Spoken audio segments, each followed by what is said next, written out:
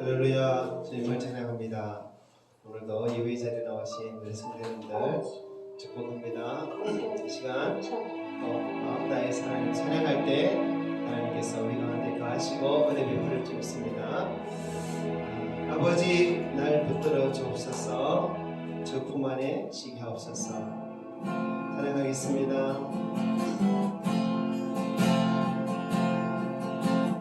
아버지 날 붙들어 주소서, 주 품 안에 쉬게 하소서.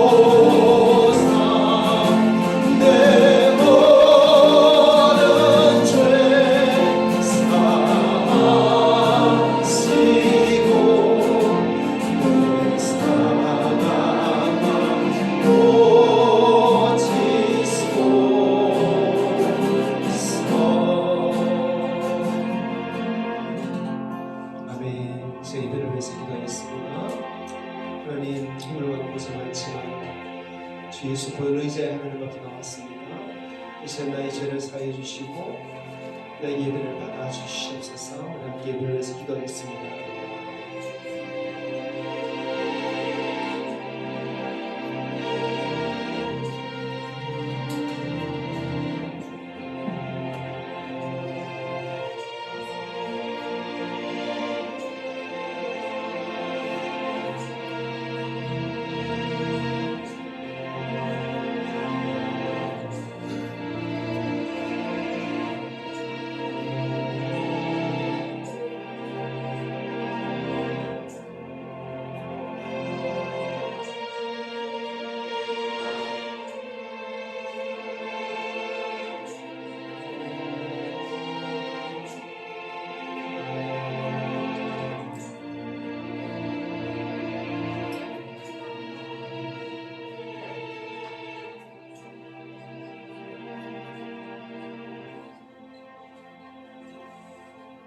하나님 감사합니다.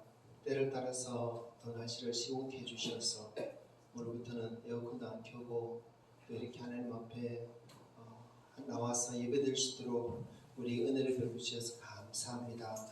하나님 앞에 나올 때마다 우리 마음이 더 가난하고 더 겸손해지기 원하고 하나님 우리 한 주간 동안은 이 땅의 것을 구하며 땅의 것을 누리고 살았으나 이 주일만큼은 하늘의 것을 구하고 하늘의 것을 누리고 살아가는 우리들의 모습 되어지기 원합니다. 하나님 그러나 여전히 부족하고 여전히 하늘을 향한 소망이 너무나 적은 것을 고백합니다. 하나님 예배를 통해서 아버지 우리로 더 주님을 더 바라보게 해주시고 하늘을 더 바라보게 해주시옵고 하나님 육적인 것보다 영적인 것을 더 사모하는 이 시간 되어지고 또 채워지는 은혜를 경험하여 주시옵소서. 사랑하는 성도들이 주 앞에 나와서오니 주님 기뻐 받아 주시옵고 우리 예배를 받아 주시옵소서. 모든 영광 주님께 올려드리며 예수님 이름으로 기도합니다. 아멘. 반갑습니다. 우리 앞뒤 좌우 성도님 인사합시다. 오직 예수 사랑합니다. 오직 예수 축복합니다. 자, 다들 추석 명절 잘 보내셨습니까? 네, 하나님 은혜로 어제는 또 비도 많이 내리고 날씨도 시원해지고 너무 좋은 것 같습니다. 자, 에어컨 안 켜니까 저는 좋은데 여러분 어떻습니까?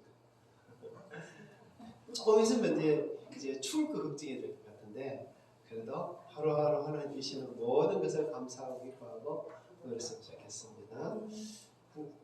지난 주일에 찬양을 어떻게 해야 되나 말씀을 드렸는데 여러분 오늘 좀 찬양이 좀 달라졌습니까? 어떻습니까?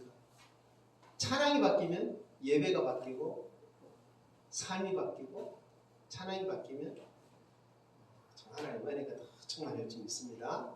이 시간도 계속 더 뜨겁게 찬양하면서 하나님 인도해줍시다. 찬송가 29장 함께 찬양합니다.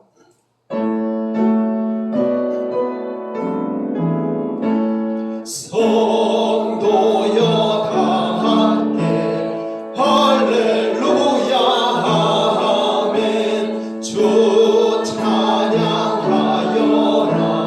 할렐루야 아멘. 주 보좌 앞에서 택하신 은혜를 다 찬송하여라 할렐루야 아멘. 만물을 열어라 할렐루야 아멘. 온 하늘 울려라 할렐루야 아멘. 인도자 되시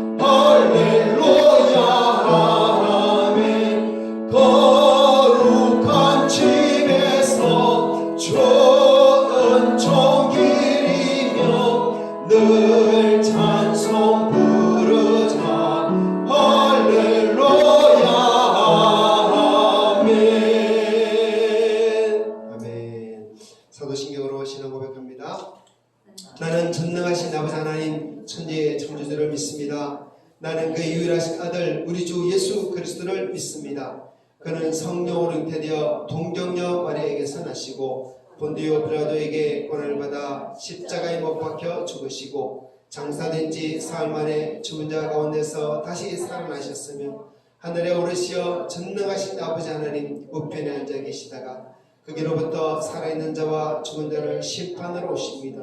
나는 성령을 믿으며 거룩한 공교회와 성도의 교제와 죄를 용서받는 것과 몸의 부활과 영생을 믿습니다. 아멘.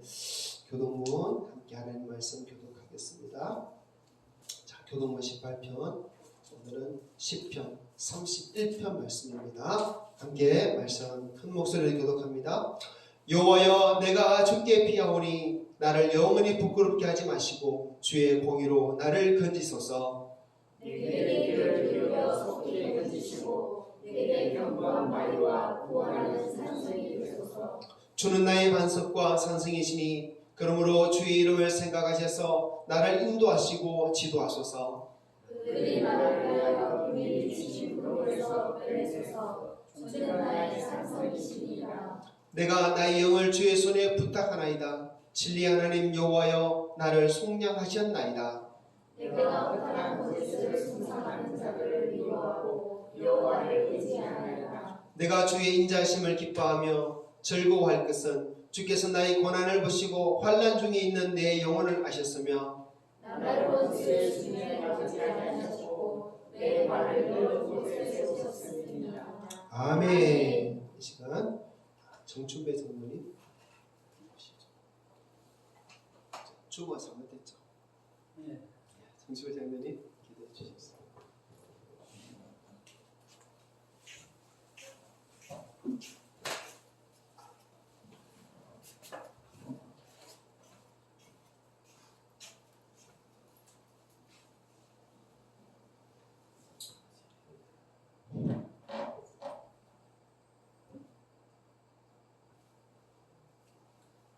오늘도 귀한 날 주신 것을 감사합니다.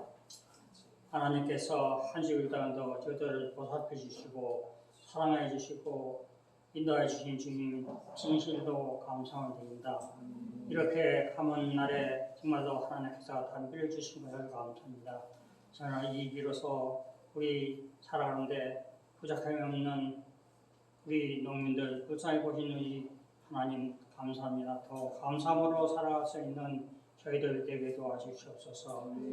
오늘도 우리 노후교회를 늘 주장하시고 노후교회 인도자신 우리 주님 오늘도 홀로 영광 받으시옵소서. 한 주일 동안도 살면서 저희들을 말씀에서 벗어나 사는 저희들이 아니었습니까? 오늘도 귀한 말씀으로서 저희 소속교회를 쳐서 정말로 하나님 말씀을 되새김하며 살아갈 수 있는 저희들 되게 도와주시옵소서. 정말로 이 인도 교회를 통해서 많은 영혼을 구원해야 되겠지만 너무나도 연약하게 감당하지 못한 저희들 오늘도 국률과 자비를 베풀어 주셔서 무엇보다도 주님을 사랑하고 주님 사랑 안에서 살아갈 수 있는 저희들 되게 도와주시옵소서. 오늘도 내 믿음의 성도들을 지키시고 소수의 인원이 모였지만 하나님을 사랑하고 또 인도하여 주신 주님께 감사함으로써 더욱더 하나님께 참여하며 살아갈 수 있는 저희 믿음의 성도들이 되게 도와주시옵소서. 아버지 하나님, 언제 어느덧 올 가을을 맞습니다. 이제 오늘이 추금 같습니다. 하나님께서 이렇게 뜨거운 날씨도 이렇게 참 선한 바람을 인도하신 주님 감사합니다. 더욱 남은 달도 잘 지키며 건강한 몸으로 해를 마무리할 수 있는 귀한은혜 오늘도 허락하여 주시옵소서. 오늘도 세우신 우리 김성원 목사님 장중에 붙들고 더욱 건강하게 하나님 말씀 전하는데 조금 더 부족하며 주님께서 감찰해 주시옵소서. 이 모든 말씀 예수님 이름으로 기도드립니다. 아멘.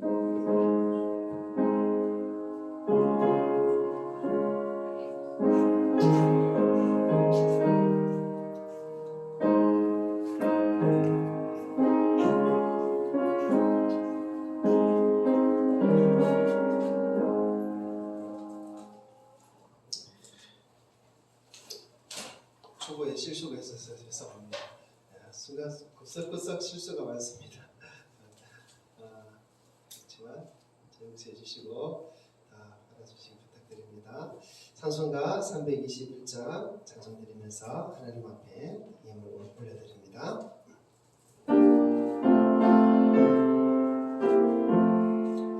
날 대속하신 예수께 내 생명 모두 드리니 늘 진실하게 하소서.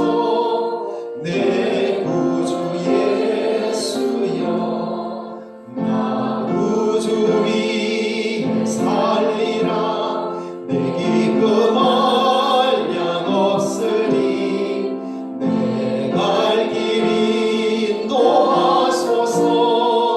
내 구주 예수여 날 구원하신 예수를 일평생 의지하오니 날 영접하여 주소서. 내 구주 예수여 나 구주 위에 살리라. 내 기쁨 한량 없으니 내 갈 길 인도하소서. 내 구주 예수여 주 십자가에 달리사 날 자유하게 했으니 내 몸과 마음을 주 위에 다 쓰게 하소서.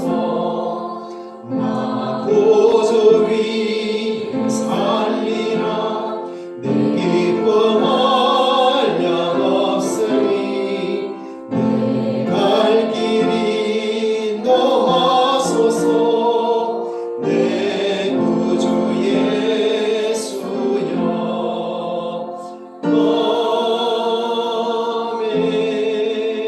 아멘.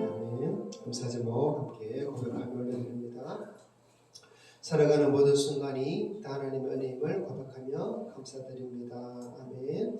아버지의 선하심을 감사의 목 드리며 날마다 때마다 간섭하여 주시고 지켜주시고 함께해 주신 여호와 하나님께 영광 돌립니다. 아멘. 우리 모든 삶의 주인 되신 주님께 찬양과 영광을 돌립니다. 무슨 일을 계획한다 할지라도 그로 인도하시는 주님께 맡기며 기쁨으로 나아갑니다. 아멘. 주님의 은혜로 추석 명절 잘 보내게 하심을 감사드립니다. 아멘. 또 생일을 감사드립니다. 아멘. 하나님 주님께서 기억에 서시는 우리 김만수 장로님 또 생일을 맞아서 주님 앞에 귀한 영을 올려드립니다. 하나님께서 우리 장로님을 받아주시고 또 예물을 받아주시고 하나님께서 기뻐하시는 대로 우리 장로에게 다 은혜를 부어주시기를 구합니다. 구하옵기는 하나님 남은 인생 다 주님께서 맡겨주시고 세우신 교회 위해서 귀한 직분 감당하였사오니 아버지 이 직분 감당할 때 하나님께 더 큰 지혜를 주시고 힘을 주시고 능력 주셔서 하나님 정말 잘 감당하여서 천국의 큰 상을 살 수 있도록 도와주시었고 하나님 가정에 복 주시고 모든 자들이 다 주 앞에 나와서 함께 예배하는 그 은혜 속에 오도록 도와주시며 하나님 대대로 이 신앙에 물려질 수 있는 그런 믿음의 직원 되도록 도와주시옵소서. 오늘도 우리 성도들이 이 믿음으로 드린 모든 예물 위에 주님께서 기쁨을 다하여 주시었고 하나님 또한 드린 것보다 더 좋은 것을 주님께서 하늘의 상을 사줄 줄 믿습니다. 우리가 더 즐겨드리기 원하오니 하나님 우리 마음을 이끌어 주시옵소서. 아버지 우리가 또 즐거이 주님 앞에 예배드립니다. 주님 우리 마음을 드립니다. 우리 삶을 드립니다. 하나님 참으로 우리가 드리는 이 모든 것이 거짓된 것이 아니라 더 진실된 것으로 하나님 앞에 들을 수 있는 우리 믿음 되도록 도와주시옵고 과연 하나님이 받으시고 아벨의 제사와 같이 받으셔서 참 우리에게 더 넘치는 것으로 주시는 것들을 우리 성도들이 경험케 하여 주시옵소서. 아버지 땅의 것을 드렸으나 하늘의 것을 채워줄 줄 믿습니다. 이 시간 또 주님 우리가 하나님 말씀 앞에 귀를 열고 마음을 열고 우리가 앉아서오니 하나님 아버지 말씀으로 채워주시고 하나님 신령한 양식이 되게 해주시옵고 우리 영혼이 먹고 힘을 얻고 또 쉼을 얻어서 또 주님 주신 그 삶을 잘 감당하도록 도와주시옵소서. 성령이 함께하여 주시고 영광을 받아 주시옵소서. 감사드리며 우리 주 예수님 이름으로 기도합니다. 아멘. 자, 하나님 말씀 오늘 요한복음 6장입니다.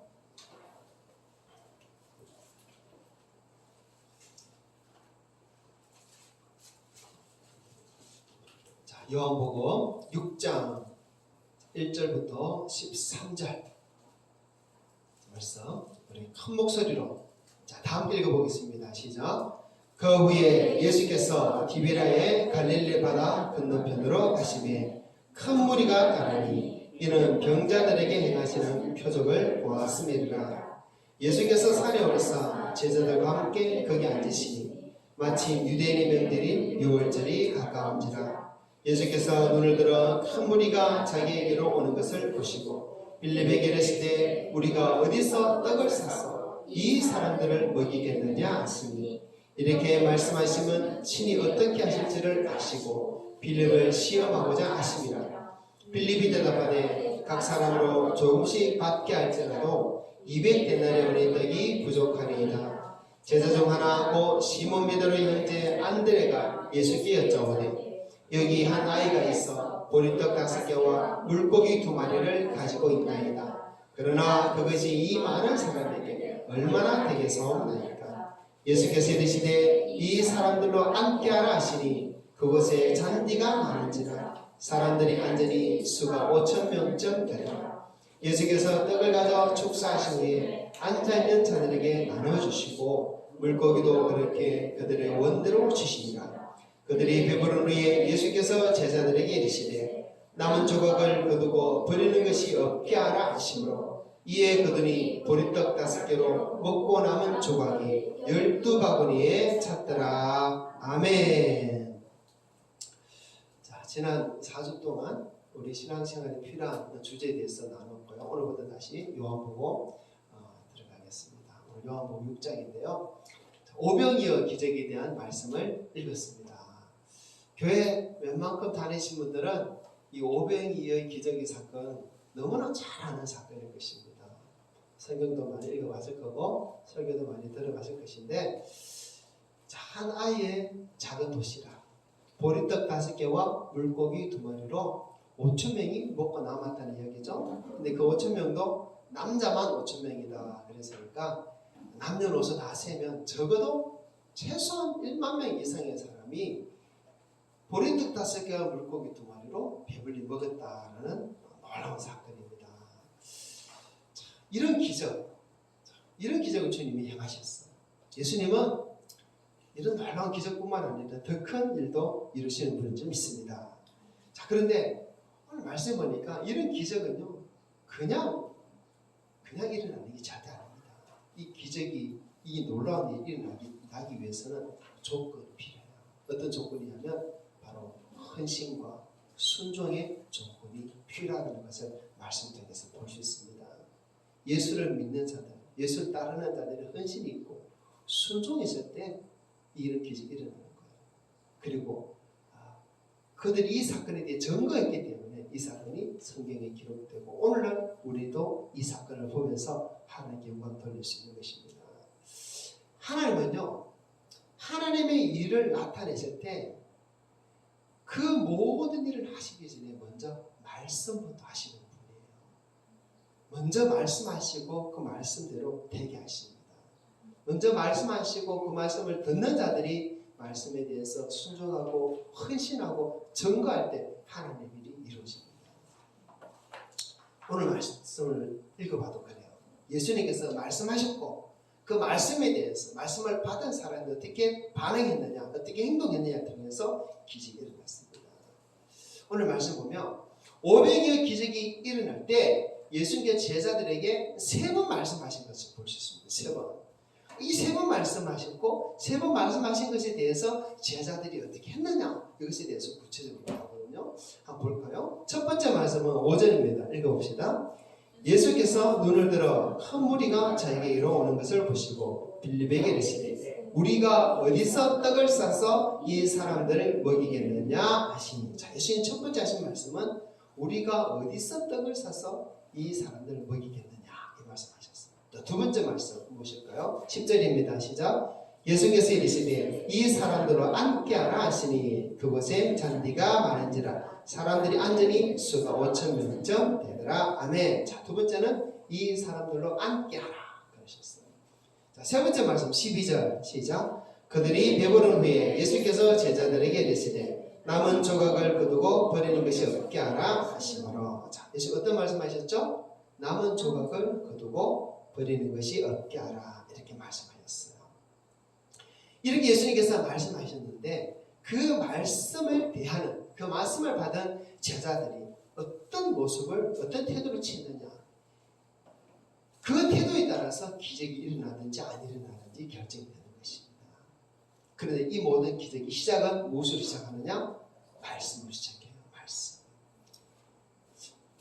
제가 오늘 유심히 이것을 보게 됐어요. 예배, 전도, 말씀, 기도도 있는데 평소에는 사실 제가 별 생각이 없었는데 오늘 딱 보니까 제가 말씀을 준비했잖아요. 오늘 딱 보니까 한가운데 말씀이 들어가야 되는데 왜 예배가 들어가야지 이 생각이 저는 딱 들더라고요. 저는 한가운데 말씀이 들어간다고 봐요. 말씀이 역사할 때 기도도 예배도 전도도 뜨겁게 일어난다고 봅니다. 그래서 뭐 좀 더 오래 다뤄놓겠지만 요 중심에 예배가 아니라 말씀이 들어가는 것이 옳지 않을까? 저는 그렇지 않은데 우리 성도님들도 한번 묵상해 보셨으면 좋겠습니다. 아무튼 하나님의 역사는 무엇으로 시작한다? 말씀으로 시작해요. 말씀으로. 그리고 그 말씀을 받은 자들이 헌신하고 순종할 때 기적이 일어나는 거고 역사가 일어나는 것입니다.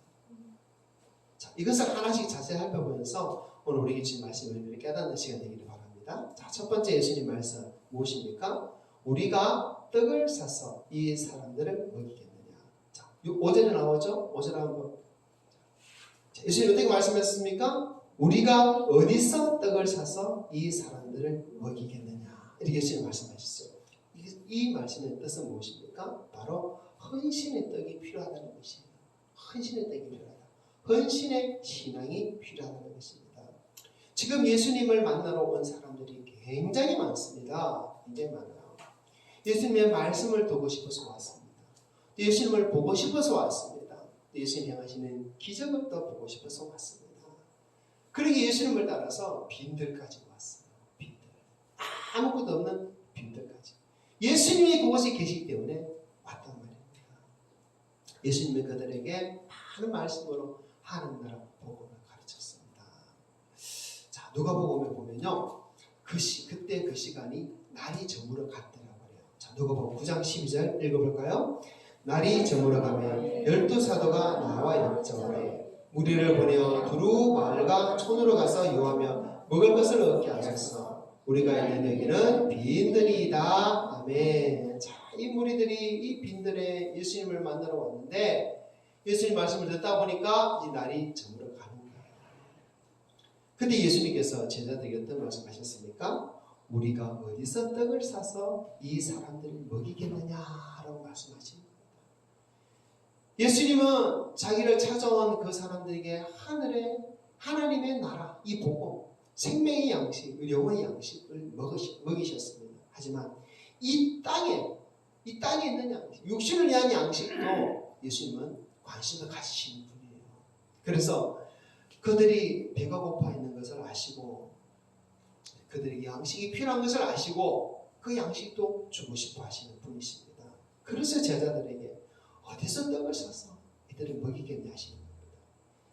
이 사람들 그냥 돌려보낼 게 아니라 좀 먹이고 배부르게 해서 돌려보내면 좋겠다라는 것이죠. 그래서 마태복음 14장 6절을 이렇게 말씀하십니다. 그리고 이렇게 말씀을 한번 읽어봅시다. 시작. 예수께서 이르시되 갈 것 없다. 너희가 먹을 것을 주라 하셨어. 너희가 먹을 것을 저 사람들에게 주면 좋겠다라는 거예요. 그런데 제자들이 어떻게 이 많은 사람들에게 먹을 것을 줄 수 있겠습니까? 불가능합니다. 그렇죠? 아무것도 없기 때문에. 근데 이런 말씀하시는 의미가 뭐예요? 이런 가운데 제자들이 어떻게 반응하는지, 어떻게 헌신하는지를 주님 보고 싶으신 것입니다. 자, 오늘 말씀 6장 6절 읽어봅시다. 이렇게 말씀하시면 친히 어떻게 하실지를 아시고 빌립을 시험하고자 하십니다. 예수님이 이미 어떻게 하실 것을 아십니다. 근데 제자들은 예수님의 마음을 지금 몰라요. 어떻게 할지도 몰라요. 여러분, 하나님 우리에게 어떤 말씀을 주셨으면 그 말씀 분명히 뜻이 있을 거예요. 이유가 있을 거예요. 내가 보기에 불가능하고 내가 보기에 이게 이치에 맞지 않고 내가 보기에 이것은 안 될 것 같고 상식이 안 맞다지만 분명히 하나님 말씀하셨으면 이것은 분명히 이유가 있을 텐데 뜻이 있을 텐데 뭘까? 우리는 사실 찾아봐야 돼요. 그리고 그 이유를 분명히 알게 되면 얼마나 좋겠습니까? 하지만 사실 참 모릅니다. 그렇죠? 그럼 물어봐야 되겠죠. 주님 무슨 뜻입니까? 내가 어떻게 하면 되겠습니까? 물어보면 참 좋겠는데 사실 우리 생각에 이건 이치에 맞지 않아, 이건 상황에 맞지 않아, 이건 불가능해 하면서 우리는 그 자리에 멈춰버리는 경우가 참 많습니다. 그러지 말고 주님 뜻이 무엇일까? 하나님 뜻이 무엇일까? 더 궁금해하고 알아보고 물어볼 수 있는 우리 성도들 됐으면 좋겠습니다. 자, 7절에 볼까요? 7절 시작. 빌립이 대답하되 각 사람으로 조금씩 받게 할지라도 200데나리온의 떡이 부족하리이다. 예수님의 뜻을 제자들은 모릅니다. 그리고 이런 말을 하는 거예요. 빌립은 계산이 굉장히 빠른 사람 같습니다. 무슨 일을 하든지 계산보다 착착 먼저 해내는 사람 같습니다. 어떻게 보면 세상에서는 굉장히 유능한 사람이고 지혜로운 사람이고 필요한 사람이에요. 근데 하나님이 일을 할 때는 먼저 계산부터 하는 것은 옳지 않습니다. 계산보다 하나님의 뜻이 무엇인지, 주님의 뜻이 무엇인지 그것부터 헤아리는 것이 필요한 것이에요. 예수님 원하는 것은 계산해가지고 지금 얼마가 나오느냐 이것을 주님 원하시는 게 아니잖아요. 이를 위해서 네가 무엇을 할 수 있느냐 그것을 주님께서 원하시는 건 아니겠습니까? 제자들에게 헌신할 수 있느냐 그것을 주님께서 원하시는 것이에요. 자, 그때 또 안드레가 예수님께 또 대답합니다. 6장 8절 9절 시작. 제자 중 하나 고 시몬 베드로의 형제 안드레가 예수께 여짜오되 여기 한 아이가 있어 보리떡 5개와 물고기 2마리를 가지고 있나이다. 그러나 그것이 이 많은 사람에게 얼마나 되겠사옵나이까. 자, 안드레도 말합니다. 자기들이 가진 것은 어느 한 아이가 가진 보리떡 5개와 물고기 2마리 뿐입니다. 라는 거예요. 아마 이 아이가 예수님 드리라고 바치지 않았을까 싶습니다. 아무튼 그들이 가진 것은 보리떡 5개, 물고기 2마리밖에 없어요.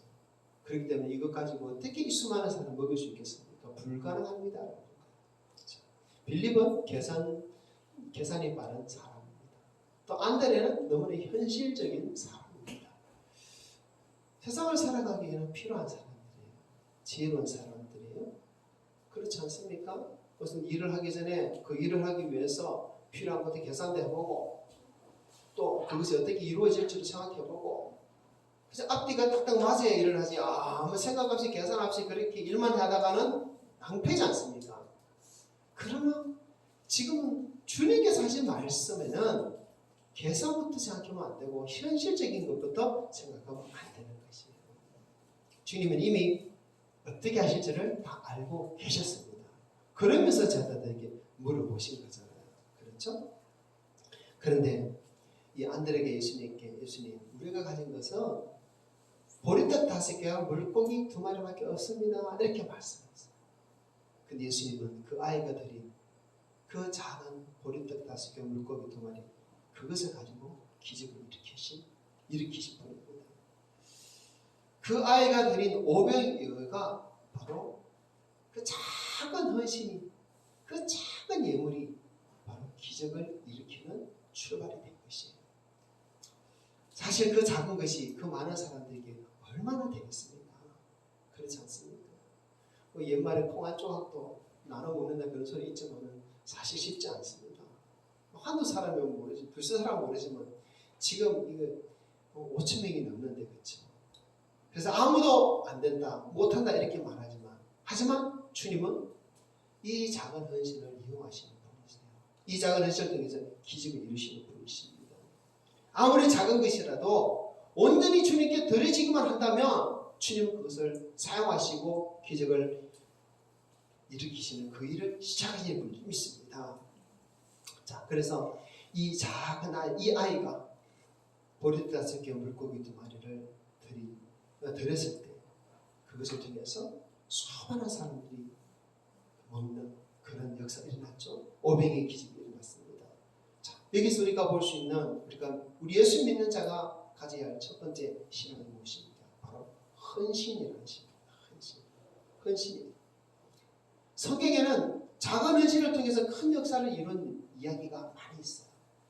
사무엘상 14장에 보면 이스라엘 첫 번째 왕 사울 왕의 아들 요나단에 대한 이야기가 나오는데, 그때 블레셋이 이스라엘 쳐들어와가지고 이스라엘 군인들이 너무 무서워서 벌벌 떨고 도망가기도 하고 굴을 파서 숨기도 하고 그렇게 아무도 나서서 싸우려고 하지 않았어요.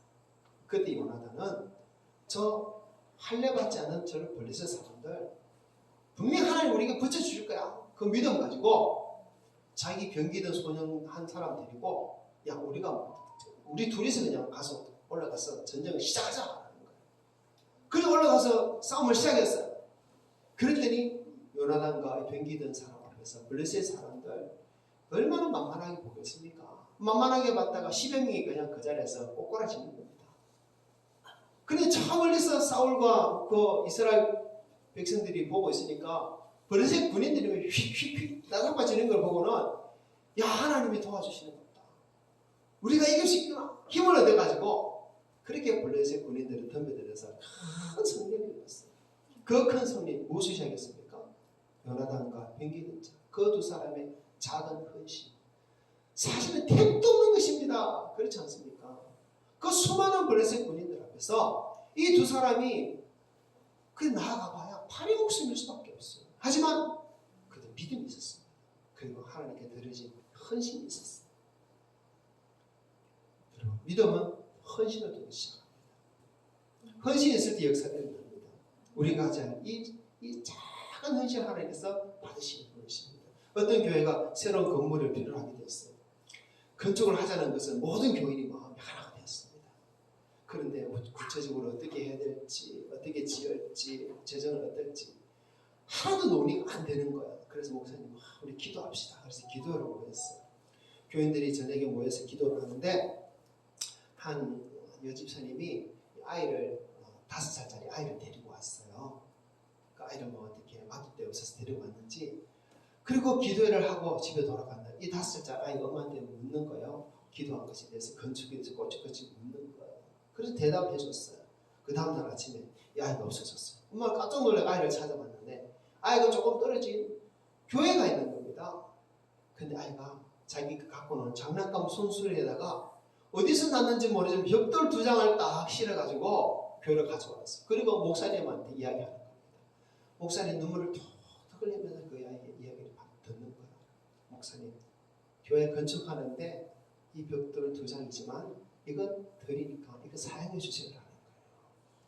목사님이 이 이야기를 주일날 성도들 모인 예배 시간에 했어요. 그랬더니 이 성도들이 감동을 받아가지고 나도 하나님 앞에 적지만 드리겠습니다. 그래서 교회가 건축이 시작되고 아름다운 예배당 건축했다는 그런 이야기가 있습니다. 여러분, 작은 헌신의 시작이 역사를 이루어냅니다. 기적을 이루어냅니다. 그런 기적을 하나님께서는 지금도 만들기를 원하시는 점이 있습니다. 우리 교회도 아마 때가 되면 어떤 일을 하자 이런 일들이 있을 것 같아요. 저는 이 말씀을 하나님께서 우리에게 주셨는데, 하나님 우리 교회는 어떤 일을 시작해볼까요? 이렇게 기도를 하는데 아직은 무슨 일을 해야 될지 아직 모르겠습니다. 하지만 하나님께서 새로운 일을 하기 원하실 때 언제든지 우리에게 헌신을 요구하실 것입니다. 그때 한 아이가 드린 보리떡 5개 물고기 2마리, 우리는 결코 잊지 말고 다시 한번 기억하면서 그 헌신의 시간을 가지는 우리가 됐으면 좋겠습니다. 근데 여기서 우리가 헌신에 대해서 알아야 할 게 하나 더 있어요. 여러분, 헌신은요 명령이 아니에요. 선택입니다. 명령이 아니기 때문에 순종이 아니에요. 선택입니다. 그렇죠. 보리떡 5개 물고기 2마리 내 나라가 아니에요. 그냥 즐거이 드렸습니다. 기꺼이 드렸습니다. 감동이 왔기 때문에 드린 거예요. 한 꼬마가 벽돌 2장 것이 감동이 왔기 때문에 가지고 간 거예요. 여러분, 헌신은 명령이 아닙니다. 선택입니다. 마음에 감동이 있으면 헌신하는 것입니다. 또 헌신은 누구에게 보이려는 것이 아닙니다. 오직 헌신은 하나님만 알아주시면 되는 것입니다. 그래서 참 이런 헌신이 우리 성도들에게 다 있었어요. 어느 때든지 주님께서 내가 이런 일이 필요하다. 주님, 내가 작지만 내가 정말 기꺼이 드리겠습니다. 이런 감동을 늘 하나님 앞에 가지고 있는 성도들에게 축복합니다. 아멘. 자, 두 번째 예수님 하신 말씀 한번 볼까요? 6장 10절이죠. 읽어봅시다. 예수께서 이르시되 이 사람들을 앉게 하라 하시니 그곳에 잔디가 많은지라 사람들이 앉으니 수가 5,000명쯤 되더라. 자, 주신 말씀이 무엇입니까? 이 사람들로 앉게 하라. 자, 이것은 순종이 필요하다는 의미예요. 순종의 신앙입니다. 예수님 제자들이 이 사람들을 앉게 하라 했는데 앉다라는 이 말은 헬라어로 아나픽토라는 말인데 이 말은 우리가 그냥 의자 앉는 거 이게 아니에요. 그게 아니고 이스라엘 사람들은 그 당시에 밥을 먹기 위해서 앉았는데 그냥 비스듬히 절반 누운 상태로 이렇게 앉았어요. 이 아나픽토라는 단어가 바로 그런 단어입니다. 식사를 하기 위해서 비스듬히 이렇게 눕는 것도 아니고 앉는 것도 아니고 그 상태가 바로 아나픽토라는 그 단어예요. 무슨 말입니까? 식사 준비시키라는 거예요. 밥 먹을 준비하라는 것입니다. 근데 제자들이 듣기에 이것은 말도 안 되는 상황이잖아요. 왜? 이 빈들이 아무것도 없습니다. 보리 5개, 물고기 2마리밖에 없어요. 근데 그 수많은 사람, 남자만 5,000명이면 최소한 10,000명이 되는데 50명씩 앉게 하라는 것입니다. 밥 먹도록. 밥 먹자라는 것이에요. 제자들이 어떻게 생각했겠습니까? 예수님 지금 조금 상황 판단을 잘 못하시는 거 아닌가? 혹시 그런 생각을 할 수도 있겠죠.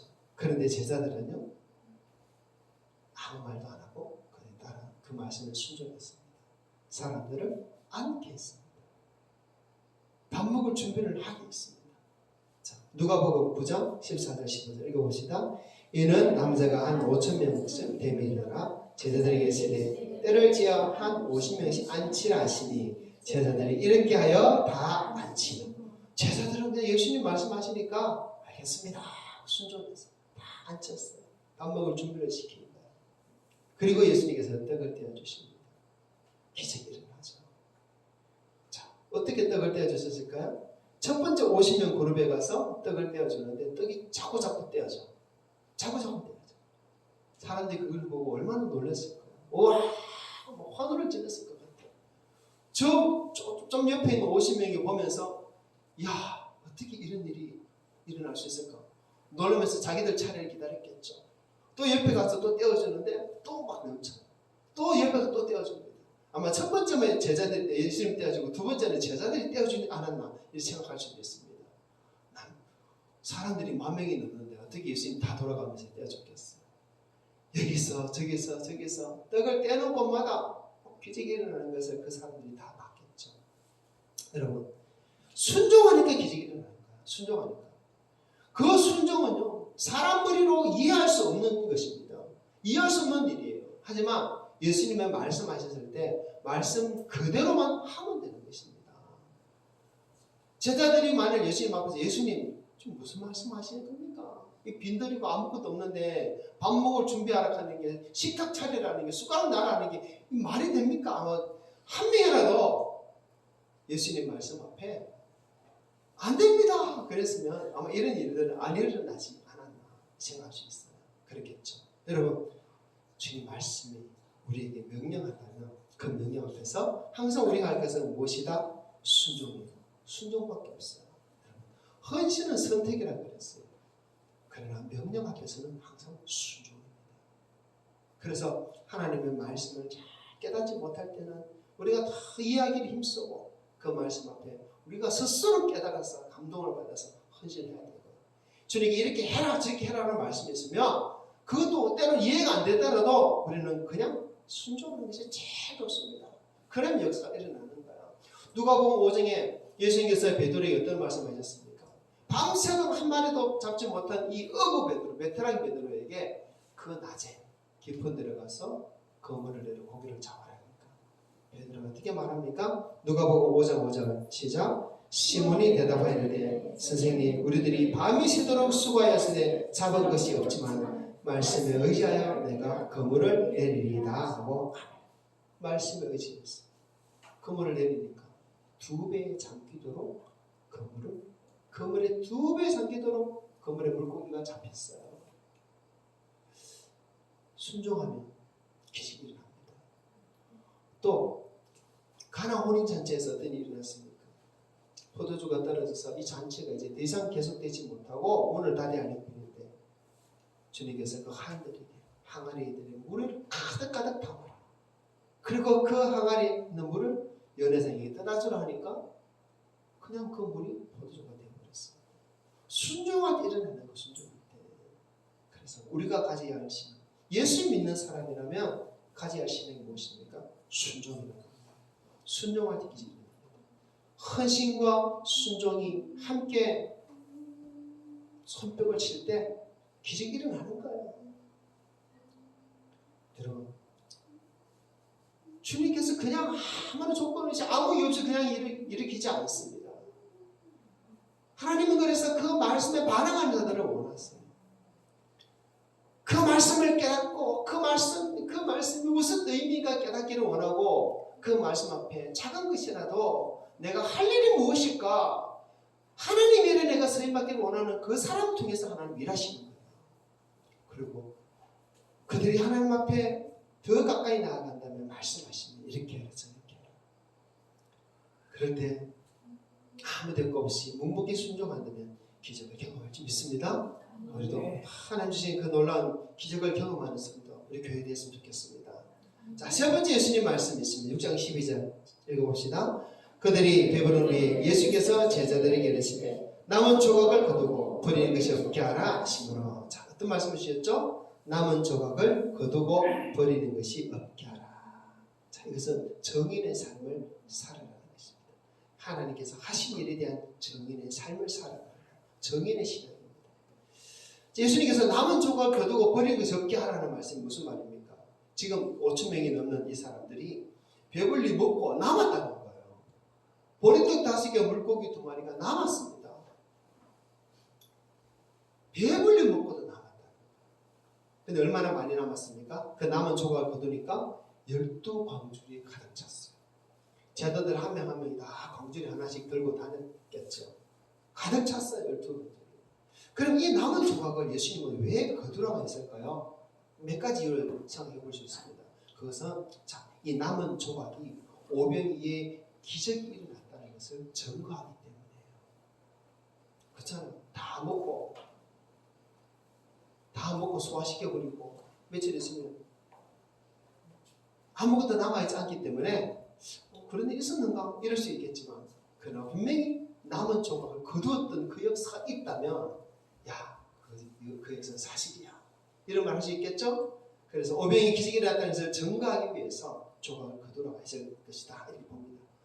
또 다른 이유는 넘치도록 주시는 하나님의 풍요를 증거하기 위해서.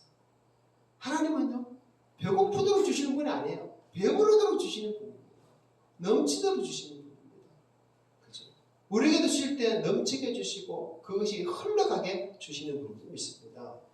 그 은혜를 우리는 사모할 수 있고 그 은혜를 구할 수 있는 거예요. 하나님의 그런 분이라는 것을 증거하는 것이 바로 이 남은 조각들입니다. 다 배불리 먹고 더 이상 못 먹어서 남은 것이지 않습니까? 우리 성도님들 삶 속에 이런 넘치듯이 은혜가 넘치기를 축복합니다. 자, 세 번째는 또 어떤 이유냐? 자, 남은 조각을 제자들이 이후에 먹겠죠. 그 남은 조각 버리지 않고 먹겠죠. 먹으면서 이것이 어떻게 만들어졌는지 또 생각할 것입니다. 우리 예수님 정말 대단하시죠. 우리가 어떤 아이가 작은 이 보리떡 5개 물고기 2마리를 헌신했을 때 하나님께서 일하셨구나. 그리고 그 말씀 말도 안 되는 그 이 말씀에 순종했기 때문에 기적이 일어났구나. 야, 우리도 미쳤지. 왜 그 말씀에 그냥 묵묵히 순종했을까? 그런데 그 순종이 기적을 일으켰구나.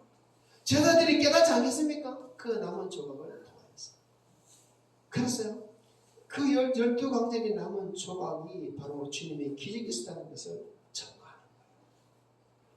예수님은 제자들이 그 남은 조각을 거둠으로 인해서 그 떡으로 인해서 얼마나 놀라운 축복이 일어났는지, 얼마나 놀라운 기적이 일어났는지 그것을 깨닫고 또 그것을 계속 증거하기를 원하셨기 때문에 남은 조각을 거두라 하신 줄이 있습니다.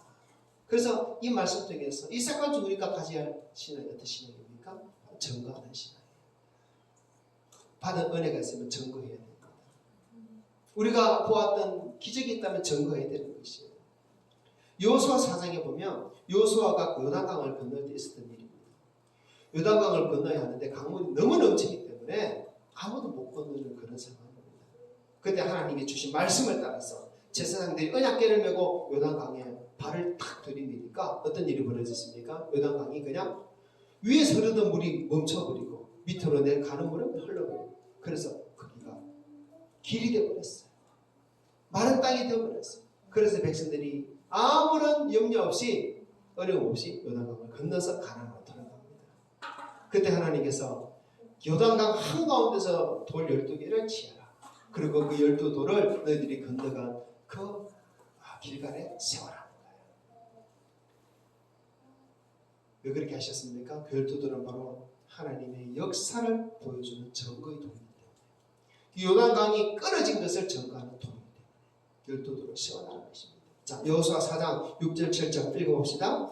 이것이 너희 중에 표징이 되리라. 후일에 너희의 자손들이 물어 이르되 이 돌들은 무슨 뜻이냐 하거든 그들에게 이르기를 요단물이 여호와의 언약궤 앞에서 끊어졌나니 곧 언약궤가 요단을 건널 때 요단물이 끊어졌으므로 이 돌들이 이스라엘 자손에게 영원히 기념이 되리라 하니라. 아멘. 여호와의 언약궤는 무엇을 의미합니까? 말씀이죠. 하나님의 약속의 말씀이에요. 하나님의 약속의 말씀은 그 말씀은 헌신하고 순종하는 자들을 통해서 이루어져요.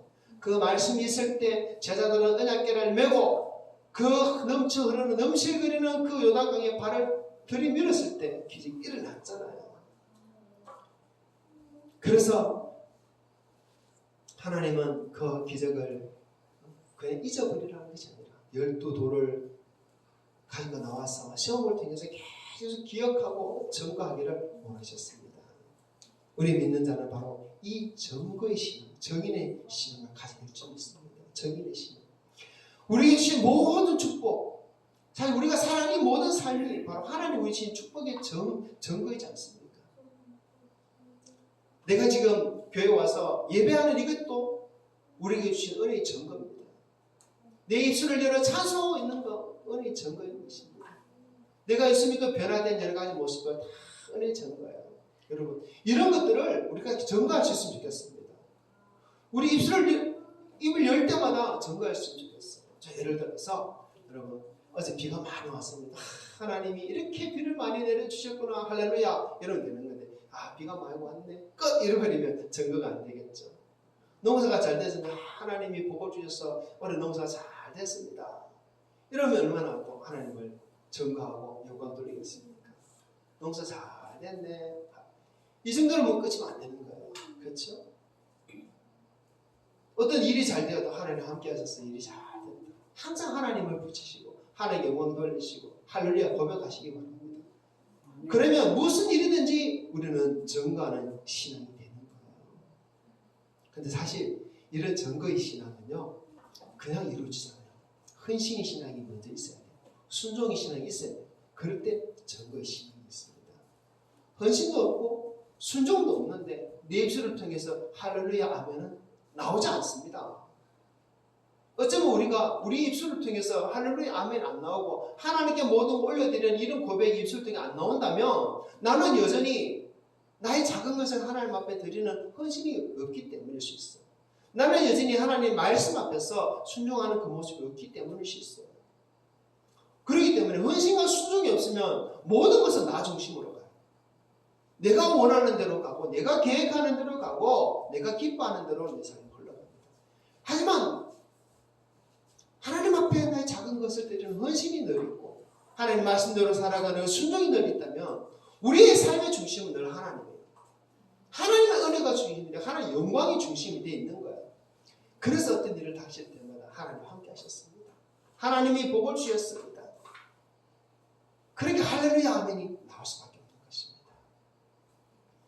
여러분, 그래서 오늘 이 오병의 기적을 통해서 우리 예수 믿는 사람은 반드시 이 세 가지 신앙을 가져야 되겠습니다. 첫 번째, 헌신의 신앙이에요. 헌신은 큰 것을 요구하지 않습니다. 작은 것입니다. 헌신의 신앙. 두 번째는 순종의 신앙이에요. 어떤 말씀이든지 내게 합당하지 않다 할지라도 하나님 분명히 일하시기 때문에 순종의 신앙. 세 번째는 정의의 신앙이에요. 정의의 신앙이에요. 그래서 이 세 가지 신앙이 우리 예수 믿는 우리 모든 성도들의 신앙입니다. 우리 노복교의 모든 성도들의 신앙이 되었으면 좋겠습니다.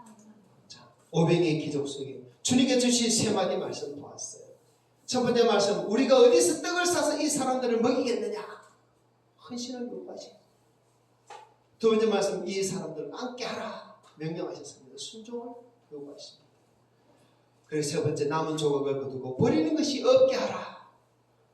정인의 삶, 정거의 삶을 말씀하시고 원하시는 것입니다. 이 말씀을 계속 묵상하면서 이 말씀 속에 헌신의 신앙, 순종의 신앙, 정인의 신앙이 우리 성도님들이 고백하는 그런 신앙이 되기를 주님으로 축복합니다. 아멘. 함께 기도하겠습니다. 받은 말씀 가지고 기도할 때 주님, 내 안에 주신 말씀 그대로 내 안에도 헌신의 신앙이 온전하게 원합니다. 순종의 신앙이 온전하게 원합니다. 정인의 신앙, 정의의 신앙이 온전하게 원합니다. 주여, 이 믿음의 삶으로 나를 인도해 주시옵고 이 믿음에 굳게 서서 정말 하나님의 뜻을 이루고 하나님의 기적을 경험하는 삶이 되게 하여 주시옵고 우리 교회에도 역사하여 주시옵소서. 함께 기도하겠습니다. 아버지 하나님 감사합니다. 부재가 종을 통해서 오늘도 주의 말씀 우리 성도들과 나누게 하시니 감사합니다. 아버지 이 말씀이 오늘 저와 우리 모든 성도들이 이루어지길 원합니다. 하나님 아버지 이 말씀을 귀로 듣고 우리가 마음으로 받았습니다. 우리 입술로 아멘으로 고백하였으니 하나님 이 말씀이 우리 속에 온전히 이루어져서 우리 성도들 심령 속에 헌신의 신앙이 온전히 자라게 해주시고 순종의 신앙이 온전히 자라게 해주시고 정의의 신앙, 정의의 삶을 사는 신앙이 자리잡게 하여 주시옵소서.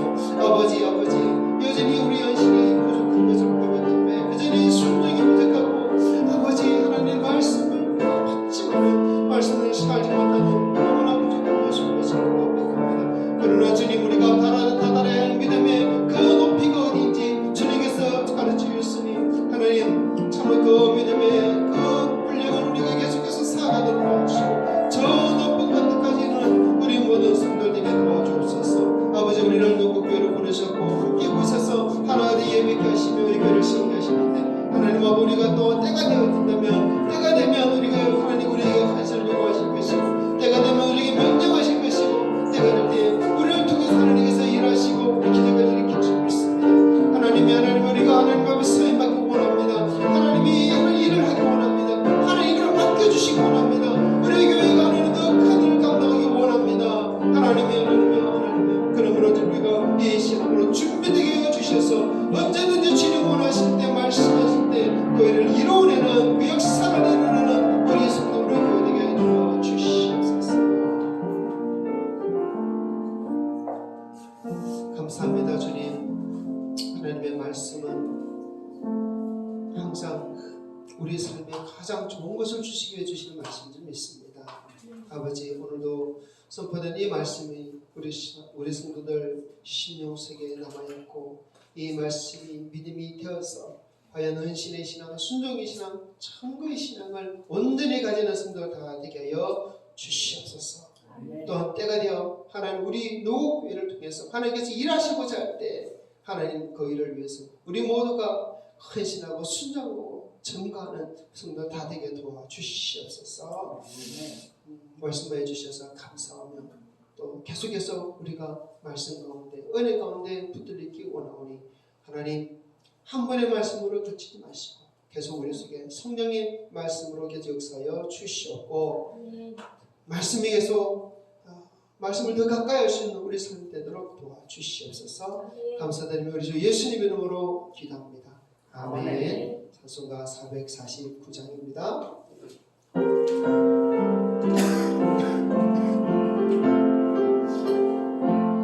예수 따라가면 복음 순종하면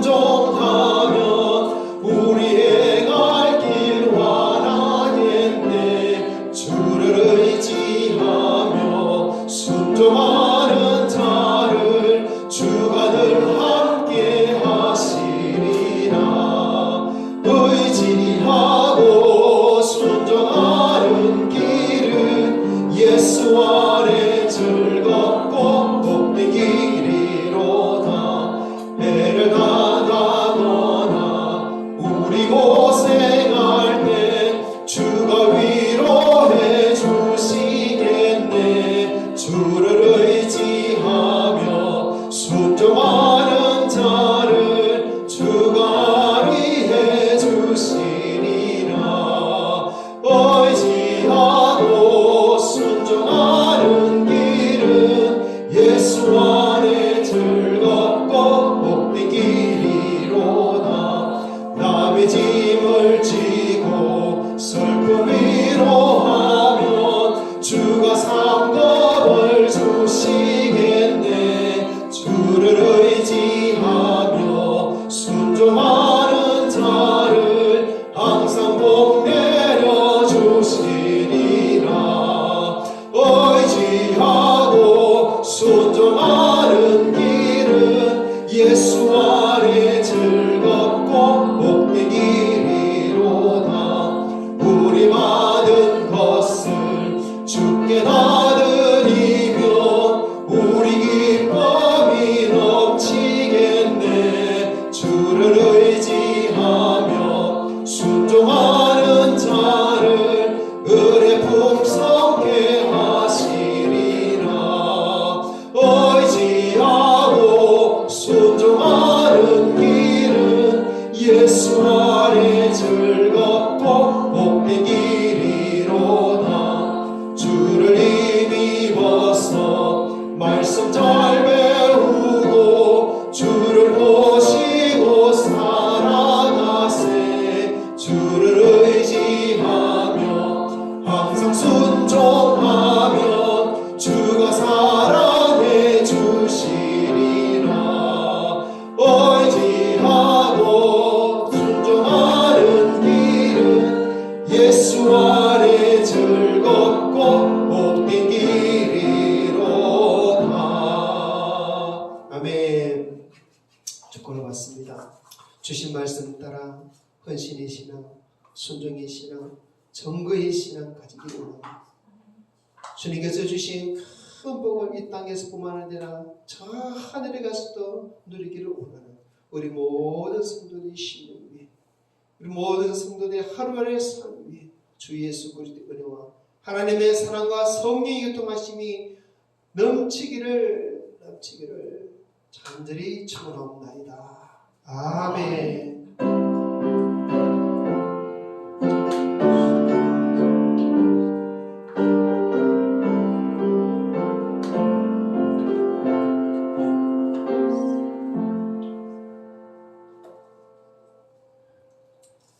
할렐루야. 하나님께 영광 돌립니다. 아멘.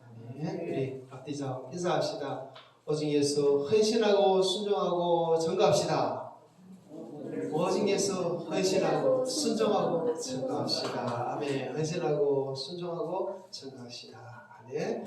감사합니다. 오늘도 우리 아침 일찍부터 작은 헌신으로 부엌에서 우리 수고하신 우리 권사님들 그 작은 헌신으로 우리는 배불리 먹습니다. 감사드리고요. 또 주보에도 생각했지만은 희재했던 성교회 집사님들이 오셔가지고 또 에어컨 2대나 갖다 주셨어요. 근데 그 글을 보시면 알겠지만 2대 중에 한 대는 사실 목욕실을 목욕실을 사택에 설치하러 갔는데 아무리 봐도 주방이 너무 더워가지고 안 되겠더라고요. 그래서 안 됩니다. 주방이 해야 됩니다. 제가 우겼더니 그러면 사택 하나 더 갖다 주겠다 하시는 거예요. 그래가지고 오면 사택까지 오면 그때 같이 설치는 같이 하려고 일단 갖다 놨습니다. 한번 구경 해보시고 하나님께 영광 돌렸으면 좋겠습니다. 자, 오늘도 또 베풀어 주신 함께 나눠 주신 음식들 감사하고요. 또 포도도 가져오시고 감사합니다. 교수님 안에서 교제하시고 또 행복한 복된 주일 되시기를 축복합니다. 네. 그리고 광고 하나 더 있습니다. 이번 주 금요일 날 제가 금요일마다 용인 올라가서 공부하는 그룹이 있는데 21세기 목회연구소 김대현 목사님과 세움처치에서 회원들이 한 15분 정도 아마 우리 교회를 방문하게 되어졌어요. 이번 주 금요일 날. 그래서 한 번씩 이거 교회 돌아가면서 또 모임도 하고 그러거든요. 그래서 15분 정도 오시는데 와서 또 점심 드시고 가는데 김유승 목사님 접선해 주시길 바라고 그리고 왔다 가십니다. 이렇게 또 알아주시기 부탁드리겠습니다. 감사합니다. 식사 나누겠습니다. 이제 10월부터는 날씨가 좀 어두워져서 예. 수요 예배를 좀 당겼으면 제가 생각해봤는데 어차피 수요 예배를 7시 반부터 찬양하잖아요. 그럼 7시까지. 7시 반에 찬양하니까 7시부터 찬양하는 건 좀 일찍 있지 않을까. 7시 반에서 8시 반이면 맞으니까 특별히 안 당겨도 안 되겠나 싶기도 하고. 그래서 한번 해보고 그것도 조금 늦으면 그때 하죠. 7시 반에 찬양을 시작하니까 괜찮지 않겠나 싶기도 지금 완전 깜깜합니다. 장님도 생각을 했는데. 네. 한번 논의 한번 해보시면 되겠습니다. 감사합니다.